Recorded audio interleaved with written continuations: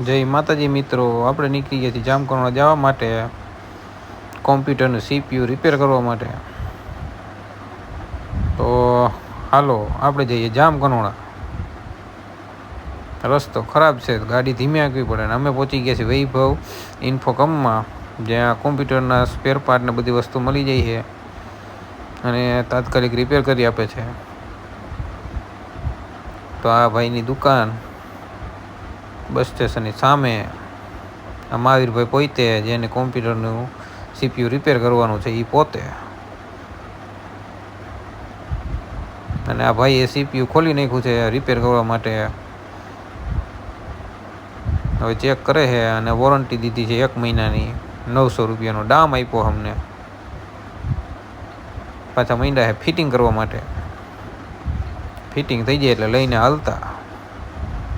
મહિના દિવસમાં કાંઈ થાય તો ભલે, નકર પાછા રિપેર કરવા અહીંયા પહોંચી જવાનું.